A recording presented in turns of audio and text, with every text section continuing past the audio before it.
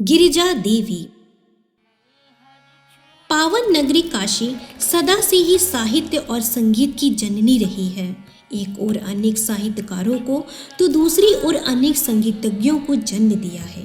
इनमें श्रीमती गिरिजा देवी का नाम अग्रणी है। आप जितनी ख्याल गायन में निपुण हैं, उतनी ही ठुमरी, दादरा, गजल और टप्पा गायन में भी सिद्धहस्त हैं। ठुमरी में प्रवीणता वाराणसी की विशिष्ट देन कही जा सकती है, किंतु ख्याल और टप्पा को भी उतनी कुशलता से गाना गिरिजा देवी के लिए प्रशंसा की बात है।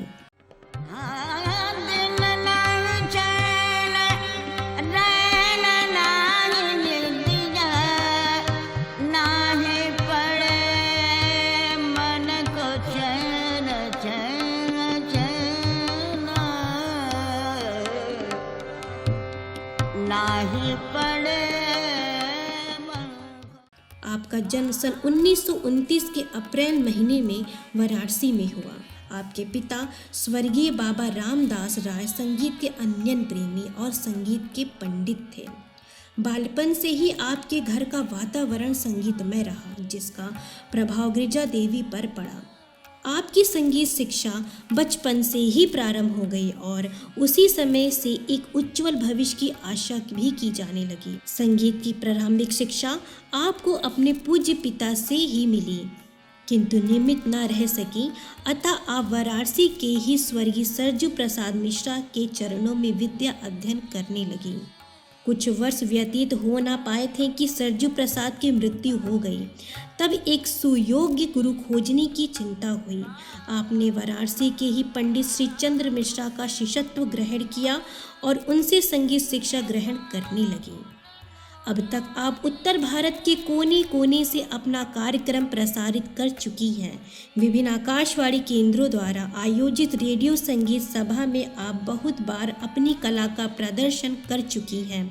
आकाशवाणी के अखिल भारतीय राष्ट्रीय कार्यक्रम में भी आप कई बार भाग ले चुकी हैं।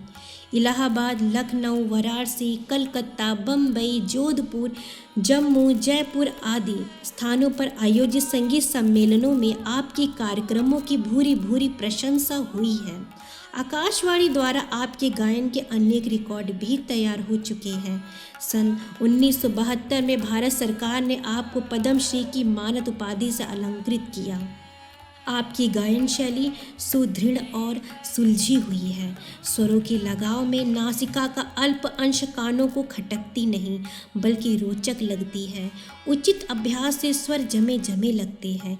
गायन भावपूर्ण है, जिसकी पराकाष्ठा ठुमरी या अन्य लोकगीतों के गायन में देखी जा सकती है। चैती, कजरी आदि आप बड़ी रोचक ढंग से गाती हैं। आपकी तानी स्पष्ट तथा तैयार है।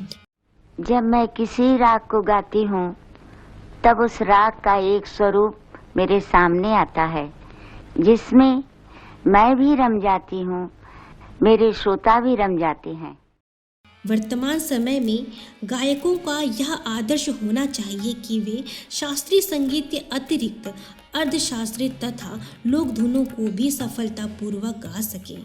इस दृष्टि से गिरिजा देवी सफल संगीतज्ञ हैं। इस समय आप कोलकाता में रहकर इंडियन टोबैको कंपनी द्वारा आयोजित गुरु शिष्य परंपरा के अंतर्गत संगीत के विद्यार्थियों को शिक्षा दे रही हैं।